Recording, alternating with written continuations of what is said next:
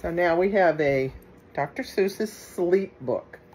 I never saw this one, so let's see what this is all about. The news just came in from the county of Keck that a very small bug by the name of Van Vleck is yawning so wide you can look down his neck. This may not seem very important, I know, but it is, so I'm bothering telling you so. There's the little bug.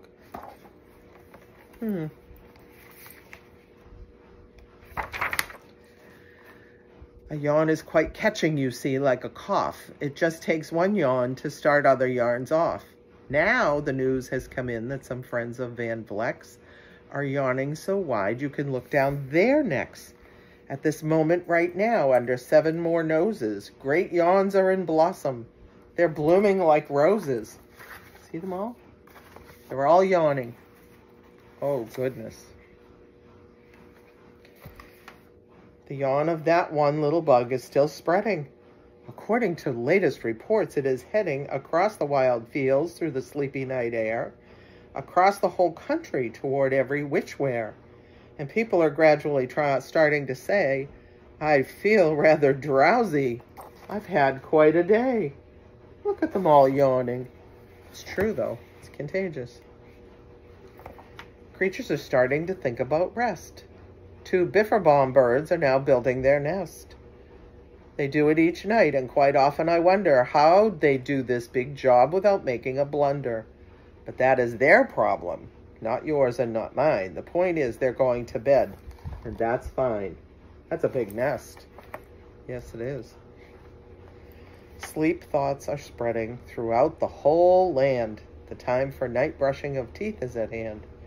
Up at Herkheimer Falls, where the great river rushes and crashes down crags in great gargling gushes, the Herkheimer sisters are using their brushes. Those falls are just grand for toothbrushing beneath, if you happen to be up that way with your teeth.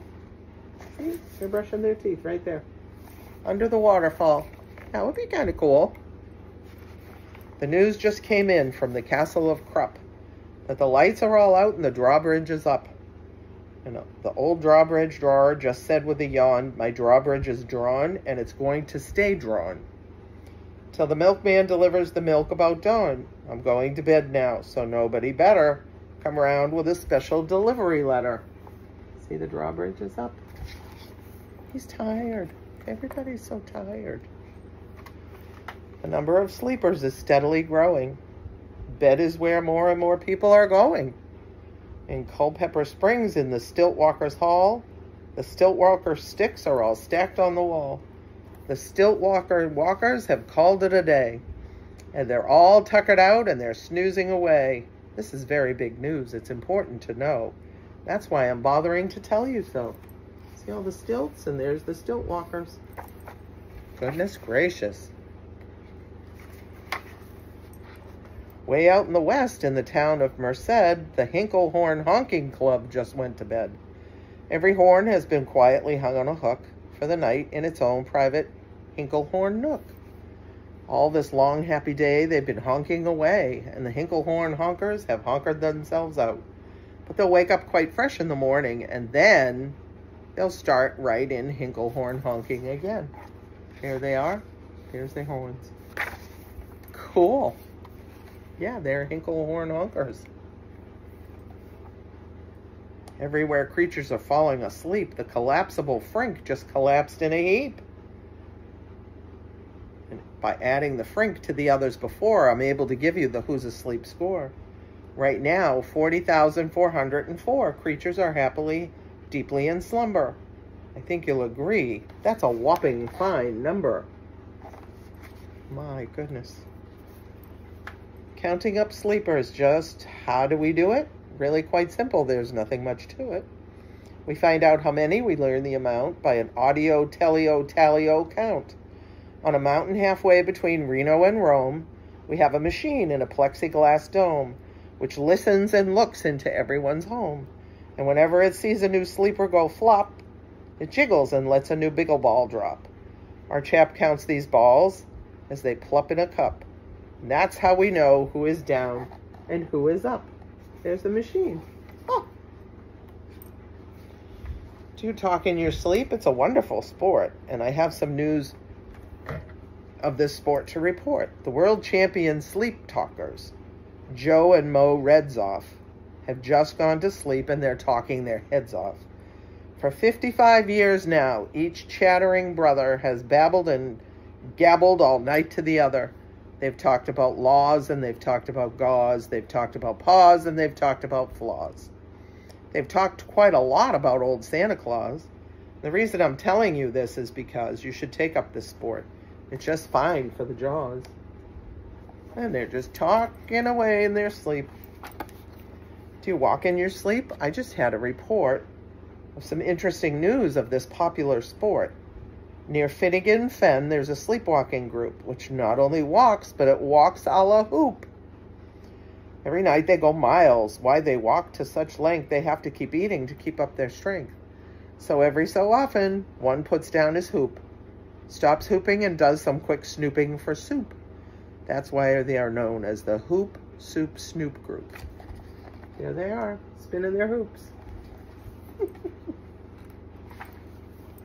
Sleepwalking, too, are the curious Crandalls, who sleepwalk on hills with assorted-sized candles. The Crandalls walk nightly in slumbering peace. In spite of slight burns from the hot dripping grease, the Crandalls wear candles because they walk far, and if they wake up, want to see where they are. They all have candles. Yep. Now the news has arrived from the Valley of Vale that the Chippendale Mupp has bitten his tail, which he does every night before shutting his eyes. Such nipping sounds silly, but really it's wise. He has no alarm clock, so this is the way he makes sure that he'll wake up at the right time of day. His tail is so long he won't feel any pain, till the nip makes the trip and gets to his brain. In exactly 8 hours, the Chippendale Mupp will at last feel the bite and yell, "Ouch!" and wake up. That is a really long tail, dude. Oh my goodness. That Mr. and Mrs. J. Carmichael Crocs have just gone to bed near the town of Fort Knox. And they, by the way, have the finest of clocks. I'm not at all sure that I quite understand just how the thing works with that one extra hand. But I do know this clock does one very slick trick. It doesn't tick-tock. How it goes is talk-tick. Oh. So with ticks in its talker and talks in its ticker, it saves lots of time and the sleepers sleep quicker. That's very silly. What a fine night for sleeping, from all that I hear. It's the best night for sleeping in many a year.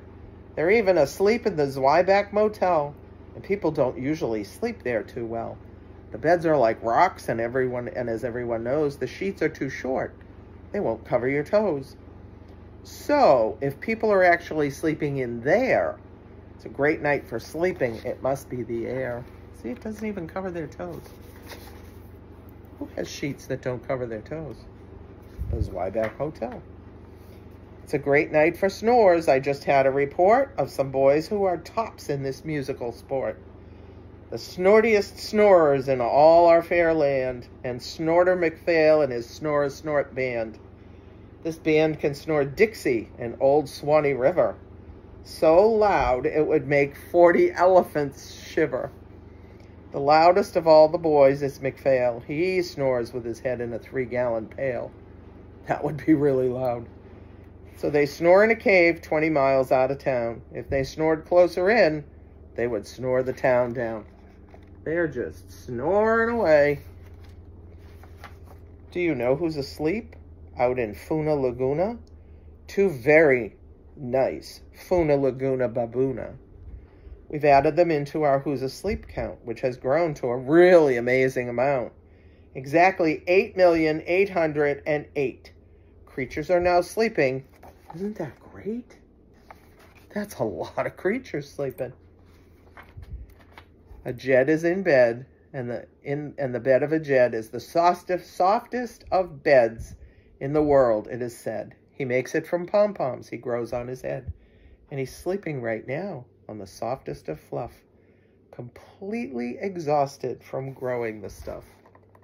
That's a lot of fluff. See him up here? Just a little guy. It's a lot of fluff. The news has come in from the district of Doft that 2 oft are asleep and they're sleeping aloft. How are they able to sleep off the ground? I'll tell you. I weighed one last week and I found that an oft is so light he weighs -1 pound. Looks like they're really furry. A moose is asleep, he is dreaming of moose drinks. A goose is asleep, he is dreaming of goose drinks. That's well and good when a moose dreams of moose juice, and nothing goes wrong when a goose dreams of goose juice. But it isn't too good when a moose and a goose start dreaming they're drinking the other one's juice. Moose juice, not goose juice, is juice for a moose. And goose juice, not moose juice, is juice for a goose. So when goose gets a mouthful of juices of mooses, and moose gets a mouthful of juices of gooses, they always fall out of their beds screaming. So, I'm warning you now, never drink in your dreams. Never. Don't drink in your dreams. Speaking of dreaming, I think you should note that the Bumble Tub Club is now dreaming afloat. Every night they go dreaming down Bumble Tub Creek, except for one night every 3rd or 4th week, when they stop for repairs, 'cause their bumble tubs leak. But tonight they're afloat, full of dreams, full of bliss. That's why I'm bothering to tell you this. They look like they're having a great time. At the fork of a road, in the Vale of Vavode, 5-foot-weary salesmen have laid down their load. All day they've raced round in the heat at top speeds, unsuccessfully trying to sell zizzerzoof seeds, which nobody wants because nobody needs. Tomorrow will come. They'll go back to their chore. They'll start on the road, zizerzoofing once more. But tonight, they've forgotten their feet are so sore.